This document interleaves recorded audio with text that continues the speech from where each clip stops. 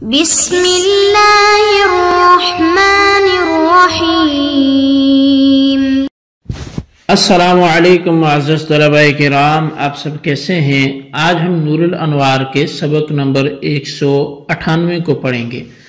آج کے ہمارے سبق کا عنوان ہے نکرہ موصوفہ کے عموم کی تیسری مثال۔ جیسا کہ گزشتہ سبق میں ہم نے نکرہ کے اسی عنوان کے تحت ہم نے 2 مثالیں پڑھی تھی، یعنی نکرہ موصوفہ کے عموم کی ہم نے 2 مثالیں پڑھی تھی، جن میں سے ایک واللہ لا اکلم احدا الا رجلا کوفیا کے طور پر تھی، اور دوسری مثال واللہ لا اقربکما الا یوما اقربکما فیہ سے ہم نے پڑھی تھی۔ تو آج اسی عنوان سے تیسری مثال ہم پڑھیں گے جو مصنف علیہ الرحمہ نے نور الانوار میں ذکر فرمائی ہے۔ تو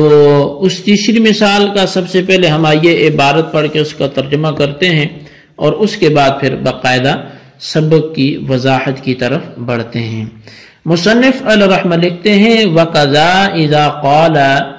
أَيُّ عَبِيدِ ضَرَبَكَ فَهُوَ حُرٌّ فَضَرَبُوهُ أَنَّهُمْ يَعْتِقُونَ۔ اور اسی طرح اگر کوئی شخص کہے کہ میرا کوئی بھی غلام جو تجھے مار دے تو وہ آزاد ہے، پس تمام غلاموں نے اس کو مارا تو سارے کے سارے غلام آزاد ہو جائیں گے۔ مثال ثالث لکون النکرۃ عامۃ بعموم الوصف علی سبیل التشبیہ للقاعدۃ۔ یہ تیسری مثال ہے عموم وصف کے ساتھ نکرہ کے عام ہونے کی، یہ مثال قاعدہ کلیہ کے ساتھ تشبیہ کے طور پر ہے۔ فإن قوله أي عبيدي ليس بنكرة نحوية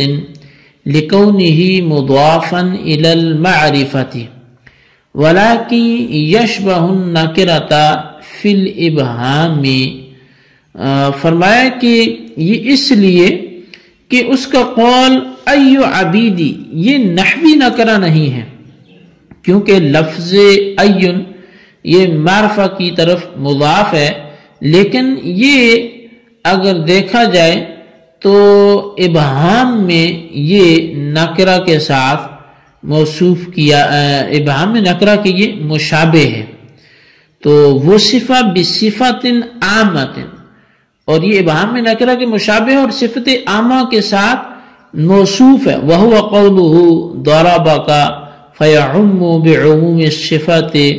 اور وہ اس کا قول ضَرَبَكَ ہے، پس عموم صفت کی وجہ سے یہ عام ہوگا۔ فَيَعْتِقُ كُلٌّ مِّنْهُمْ إِنْ ضَرَبُوا الْمُخَاطَبَ جُمْلَةً مُجْتَمِعِينَ أَوْ مُتَفَرِّقِينَ، تو پس ان میں سے ہر ایک آزاد ہو جائے گا اگر وہ مخاطب کو یک بارگی اکٹھے ہو کے مارے یا پھر وہ متفرق ہو کر الگ الگ مارے۔ بخلاف ما اذا قال ای عبیدی ضربته فهو حر باضافة الضرب الى المخاطب وجعل العبید مضروبین فانهم لا يعتقون كلهم اذا ضرب المخاطب جميعهم۔ تو فرمایا کہ بخلاف اس صورت کے کہ جب آقا نے یوں بولا کہ میرے کسی بھی غلام کے جس کو تو مارے تو وہ آزاد ہے، اب اس نے ضرب کی اضافت مخاطب کی طرف کی اور اپنے غلاموں کو مضروب بنایا، تو بس بے شک وہ سارے کے سارے آزاد نہیں ہوں گے جب مخاطب ان تمام کو مارے، بل ان ضربهم بالترتیب عتق الاول لعدم المزاحم وان ضربهم دفعة يخير المولى في تعيين واحد منهم۔ اس کی وجہ یہ ہے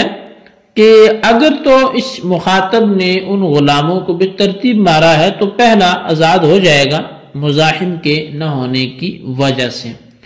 اور اگر اس شخص نے ان غلاموں کو یک بارگی مارا ہے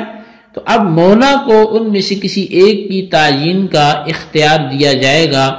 ووجه الفرق على ما هو المشهور وأن في الأول وصفه بالضاربية فيعم بعموم الصفات وفي الثاني قطع عن الوصفية لكونه مسندا إلى المخاطب دون أي فلا يعم ويصار إلى أخص الخصوص. اور وجہ فرق جو مشہور ہے وہ یہ ہے کہ مثال اول میں این کو ضاربیت کے ساتھ موصوف کیا ہے، لہذا عموم صفت کی وجہ سے عام ہوگا، اور دوسری مثال میں این کو وصفیت سے الگ کر دیا ہے اس لیے کہ ضرب جو ہے مخاطب کی طرف مسند ہے نہ کہ این کی طرف، لہذا وہ عام نہیں ہوگا اور اخص الخصوص کی طرف رجوع کیا جائے گا.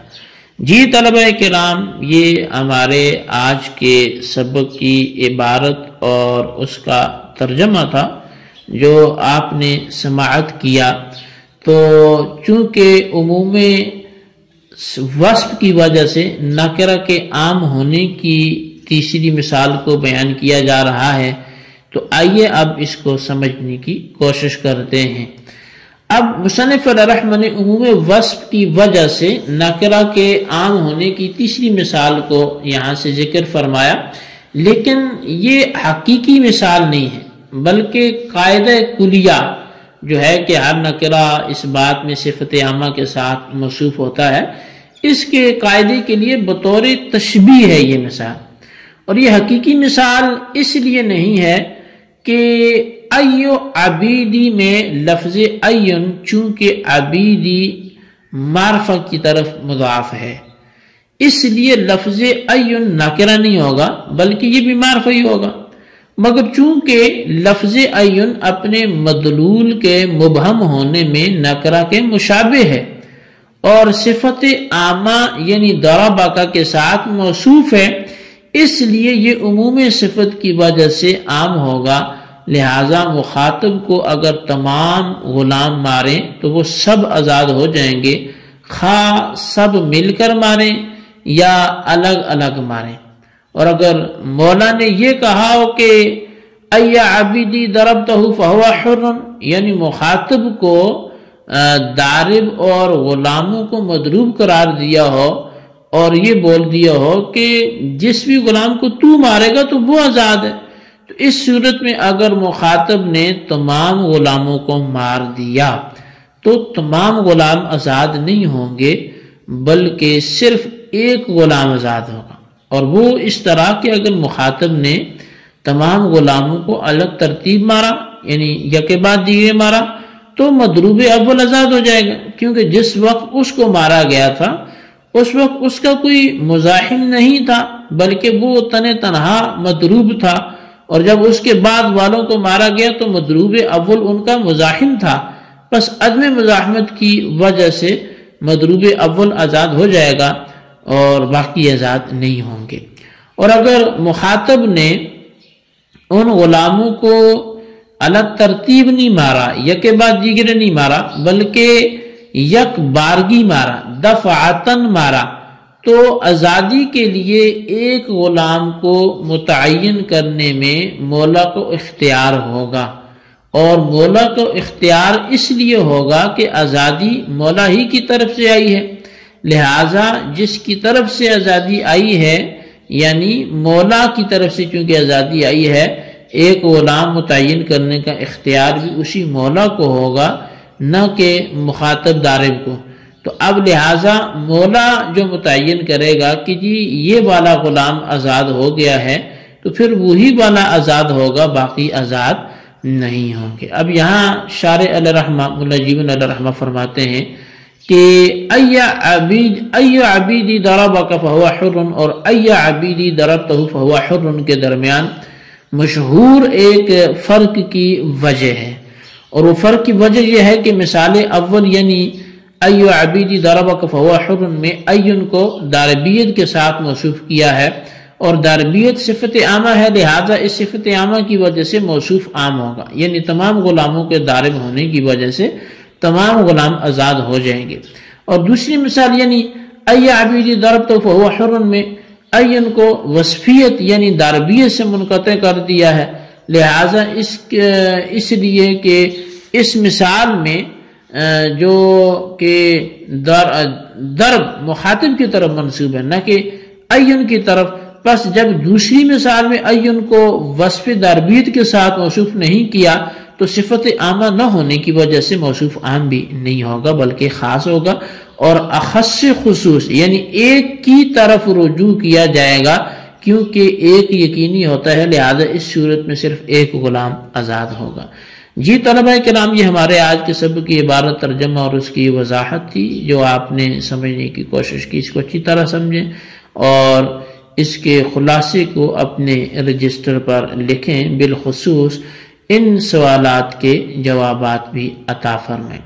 سوال نمبر 1 یہ ہے کہ یہ تیسری مثال واضح مثال کیوں نہیں ہے بلکہ یہ قاعدے کے لیے بطور تشبیہ کے کیسے ہے، اس کی وضاحت فرمائیں۔ اور سوال نمبر 2 یہ ہے کہ ایو عبیدی ضربک فہو حر اور ای عبیدی ضربت فہو حر کے درمیان مشہور جو وجہ فرق ہے وہ کیا ہے، اس کو بھی تحریر کریں۔ اللہ تبارک و تعالیٰ سے دعا ہے جو کچھ ہم نے پڑھا سنا سے یاد رکھنے کی توفیق نصیب فرمائے، آمین بجاہ النبی الامین صلی اللہ علیہ وسلم۔